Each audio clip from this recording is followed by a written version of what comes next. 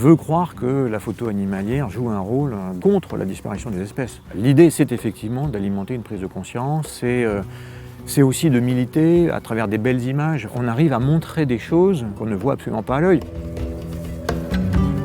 Un des problèmes qu'il y a avec la photo animalière, c'est que ça se démocratise énormément. Et donc si il y a trop de gens qui font de la photo animalière, comme il faut s'approcher des animaux, si les gens le font mal, la photo animalière, ça peut devenir un danger pour la faune aussi. Ma démarche photographique strictement personnelle aujourd'hui, comme je disais tout à l'heure, c'est quand même assez artistique et puis quête d'aventure. La traque d'un animal, puis la découverte d'un animal recherché, parce que typiquement c'est ça qui est sympa, c'est quand on cherche un animal bien précis et qu'effectivement on le trouve, là il y a une bouffée d'adrénaline extraordinaire. Typiquement, il y a un moment que je pratique beaucoup depuis plus de 10 ans maintenant, c'est le brame.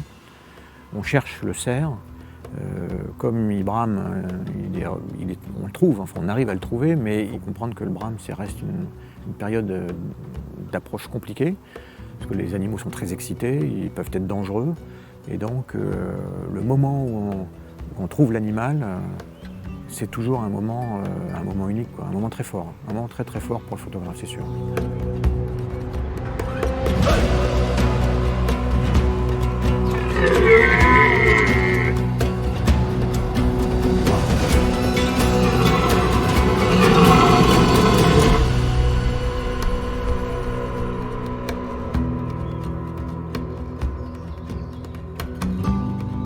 Pour pouvoir photographier un chevreuil, en fait, effectivement, ça ne s'improvise pas. C'est-à-dire qu'il ne s'agit pas de se dire, tiens, je vais photographier, je pars en forêt, quoi. Si on fait ça, la probabilité d'arriver à photographier un chevreuil est nulle. Donc la première chose qu'il faut faire, c'est d'identifier un territoire dans lequel il y a des chevreuils.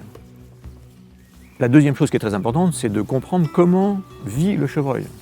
Donc une fois qu'on a identifié le territoire, qu'on a compris comment fonctionne le chevreuil et qu'on a identifié si ce territoire est privé ou public, si c'est un territoire public, ben, c'est pas très compliqué, on a le droit d'y aller. Mais si c'est un territoire privé, il faut demander la permission au propriétaire. Alors, à ce moment-là, on commence à faire son approche et donc, idéalement, il faut être venu plusieurs fois pour repérer à quelle heure le chevreuil vient se nourrir, à quelle heure il va se remiser. Et quand il se remise, par exemple, eh ben, il ne faut pas le déranger.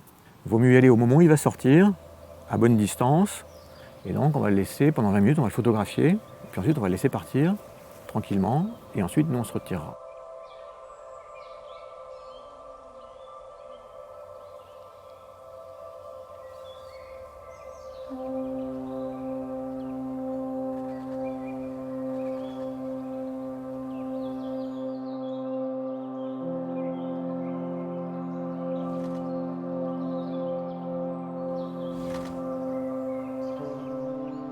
Le chasseur et le photographe animalier sont deux catégories qui en général s'opposent.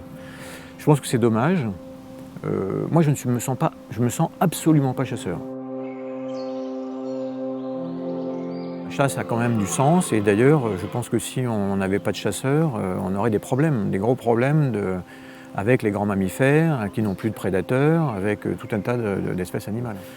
Après, je ne vais pas refaire le sketch des inconnus, il y a les bons et les mauvais chasseurs, voilà.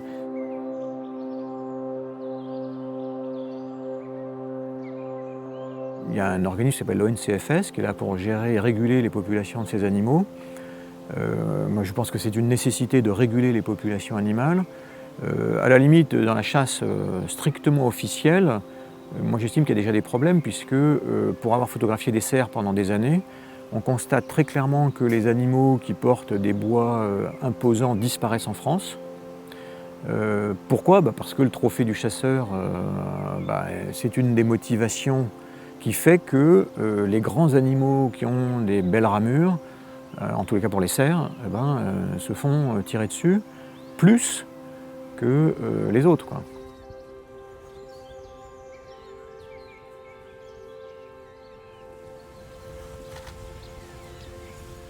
Alors ce qui me motive pour la photo animalière, c'est d'abord une coupure complète et absolue avec mon quotidien professionnel, mon quotidien d'une manière générale. Donc, je pense qu'on est dans une société où la charge mentale est lourde. Quand je suis en forêt ou quand je suis dans la nature et que je fais de la photo animalière, On oublie complètement tous les soucis qui peuvent être nos soucis du quotidien, quoi, hein, et je pense que c'est une nécessité que d'avoir ce type d'activité pour tout le monde d'ailleurs. Il y a pas que bon, il y a des gens qui font du yoga, il y a des gens qui font de la musique, il y a des gens qui font voilà, moi je fais de la photo animalière et clairement, l'effet est évident pour moi.